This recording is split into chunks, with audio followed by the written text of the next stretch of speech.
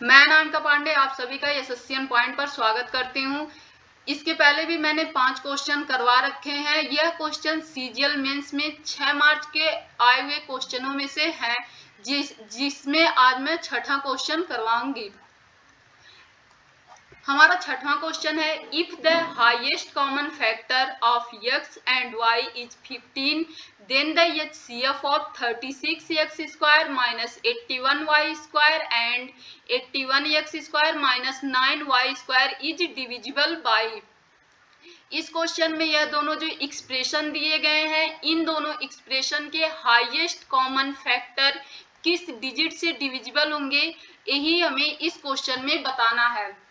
Question में यह दिया गया है कि x एंड y के हाईएस्ट कॉमन फैक्टर 15 है। अगर हाईएस्ट कॉमन फैक्टर का कॉन्सेप्ट समझा जाए, 2 डिजिट लेकर 12 एंड 15 को लेकर, तो हमें पता चलता है कि अगर इसके हाईएस्ट कॉमन फैक्टर 3 है तो यह जो हमारी वैल्यू बनती है 12, यह 3 इंटू किसी एक वैल्यू से बनती है, जो वैल्यू यहाँ पर 4 है। और 15 को देखा जाए तो 15 भी 3 इंटू एक वैल्यू से बनेगी, जो वैल्यू यहाँ पर 5 है। इसी के अनुसार हम यहाँ पर x और y की वैल्यू कंसीडर करेंगे कि y और x की वैल्यू क्या हो सकती है।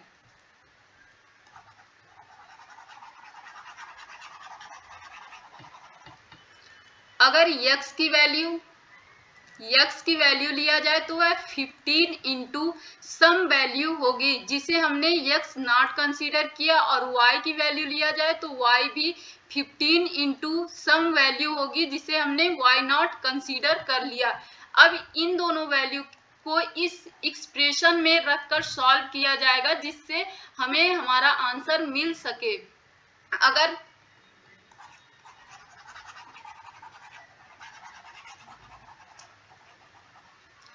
फर्स्ट एक्सप्रेशन को देखा जाए तो यह 36x square minus 81y square है, और इसके वैल्यू को हम लोग 15 के फॉर्म में लिखा जाए तो यह वैल्यू हो जाएगी 36 into 15 into 15 into x naught square minus 18 into 81 into 15 into 15 into y naught square.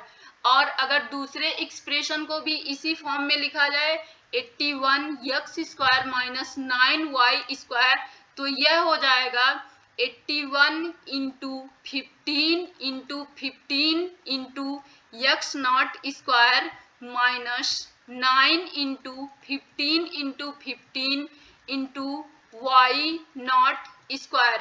अगर इस वैल्यू में कॉमन वैल्यू देखी जाए तो इन दोनों वैल्यू में कॉमन वैल्यू हो जाएगी